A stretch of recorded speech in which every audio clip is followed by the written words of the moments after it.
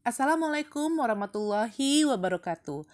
Pada kesempatan kali ini, saya, Dr. Novi Prasanti, spesialis kedokteran jiwa, akan membawakan tugas video Agenda 3 dengan judul Manajemen Aparatur Sipil Negara. Dengan pengampu materi, Bapak Dr. Andes Muhammad Kahfi, MSI. Manajemen ASN merupakan pengelolaan ASN untuk menghasilkan pegawai ASN yang profesional, memiliki nilai dasar, etika profesi, bebas dari intervensi politik, bersih dari praktek korupsi, kolusi, dan nepotisme. Manajemen ASN lebih menekankan kepada peraturan profesi pegawai sehingga diharapkan agar selalu tersedia sumber daya aparatur sipil negara yang unggul, selaras dengan perkembangan zaman. Kalau tadi kita membicarakan masalah manajemen ASN, nah sekarang kita harus tahu kedudukan ASN. Menurut Undang-Undang Nomor 5 Tahun 2014 ada dua kedudukan ASN, yaitu PNS dan PPPK atau P3K.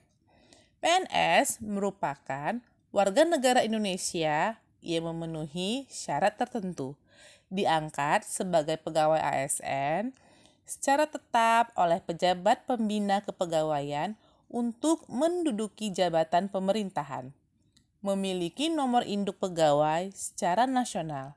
Sedangkan P3K merupakan warga negara Indonesia yang memenuhi syarat tertentu yang diangkat oleh pejabat pembina kepegawaian berdasarkan perjanjian kerja sesuai dengan kebutuhan instansi pemerintah untuk jangka waktu tertentu dalam rangka melaksanakan tugas pemerintah. Pegawai ASN berkedudukan sebagai aparatur negara yang menjalankan kebijakan yang ditetapkan oleh pemimpin instansi pemerintah serta harus bebas dari pengaruh dan intervensi semua golongan dan partai politik. Hal ini bertujuan untuk menjamin keutuhan, kekompakan, dan persatuan ASN, serta dapat memusatkan segala perhatian, pikiran, dan tenaga pada tugas yang dibebankan kepadanya. Oleh karena itu, dalam pembinaan karir pegawai ASN, khususnya di daerah, dilakukan oleh pejabat berwenang, yaitu pejabat karir tertinggi. Sekarang kita membahas peran dan tugas ASN. Pegawai ASN berfungsi sebagai pelaksana kebijakan publik, pelayan publik, dan perekat pemersatu bangsa. Pegawai ASN bertugas dalam melaksanakan kebijakan publik yang dibuat oleh pejabat pembina kepegawaian sesuai dengan ketentuan peraturan perundang-undangan. Memberikan layanan publik yang profesional dan berkualitas, serta mempererat persatuan dan kesatuan Negara Kesatuan Republik Indonesia. Sebagai pelaksana kebijakan publik, di mana saya bertugas untuk mematuhi perintah atasan, melaksanakan kewajiban sebagai pelayanan kesehatan di rumah sakit. Dalam memberikan pelayanan publik yang harus dilakukan dengan penuh tanggung jawab, datang tepat waktu, mengisi absensi, memberikan pelayanan yang berorientasi kepada keselamatan dan kesembuhan pasien, kemudian, memberikan sikap yang ramah kepada pasien, selalu menjelaskan, mengedukasi, dan membantu pasien dalam memilih ataupun menjalani sesi terapi. Baik itu tentang kepatuhan pengobatan maupun tentang kontrol berikutnya. Seorang dokter harus senantiasa memberikan loyalitas dalam terhadap waktu, mengutamakan kepentingan pasien daripada kepentingan pribadi, berusaha berkolaborasi dengan teman sejawat lainnya untuk mencapai pelayanan yang maksimal.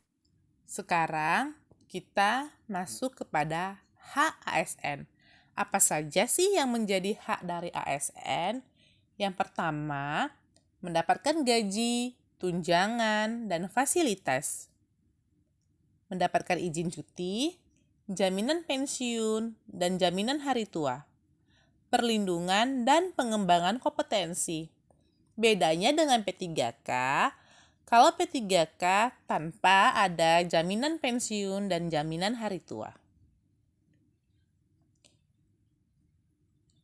Dalam hak ASN, maka sebagai seorang dokter, kita berhak untuk mengupdate ilmu sesuai dengan perkembangan ilmu pengetahuan dan teknologi. Mengembangkan kompetensi yang dimiliki untuk perbaikan hari demi hari sesuai dengan kebutuhan instansi ataupun rumah sakit yang berfokus kepada pelayanan pasien. Dalam hal ini, seorang dokter bisa saja mengikuti pelatihan-pelatihan, simposium, untuk mengasah dan mengupdate ilmunya, baik itu secara langsung maupun secara virtual atau melalui Zoom. Nah, berikutnya kita membahas tentang kewajiban ASN. Apa sih yang menjadi kewajiban ASN? Yang pertama, pegawai ASN wajib setia dan taat kepada Pancasila, Undang-Undang Dasar Negara Republik Indonesia tahun 1945, Negara Kesatuan Republik Indonesia dan pemerintah yang sah. Kedua, menjaga persatuan dan kesatuan bangsa. Melaksanakan kebijakan yang dirumuskan pejabat pemerintah yang berwenang. Mentaati ketentuan peraturan perundang-undangan, melaksanakan tugas kedinasan dengan penuh pengabdian, kejujuran, kesadaran, dan tanggung jawab, menunjukkan integritas dan keteladanan dalam sikap, perilaku, ucapan, dan tindakan kepada setiap orang, baik di dalam maupun di luar kedinasan, menyimpan rahasia jabatan dan hanya dapat mengemukakan rahasia jabatan sesuai dengan ketentuan peraturan perundang-undangan. Bersedia ditempatkan di seluruh wilayah Negara Kesatuan Republik Indonesia. Dalam hal ini, yang saya lakukan sebagai seorang dokter adalah menjunjung tinggi kode etik kedokteran, menjaga rahasia pasien, dan selalu menjaga nama baik pasien dan keluarga pasien, membantu mengurangi stigma yang terjadi di masyarakat, dan tidak membeda-bedakan pasien yang satu dengan pasien yang lain sesuai dengan pemandangan subjektif atau karena kebutuhan atau kepentingan pribadi. Kemudian, sebagai seorang dokter spesialis kedokteran jiwa, terkadang kita diminta untuk menjadi saksi ahli dalam persidangan. Maka oleh karena itu, kita harus memberikan keterangan yang sebenar-benarnya sesuai dari hasil pemeriksaan yang didapat. Mendukung peraturan dan hukum pemerintah untuk menegakkan suatu keadilan dan bersikap jujur dengan penuh tanggung jawab menjalankan kode etik profesi. Selain itu, seorang dokter harus melakukan penyuluhan yang bersifat pengabdian masyarakat untuk selalu melakukan pendekatan edukasi kepada masyarakat tentang pentingnya ilmu kesehatan jiwa. Terima kasih.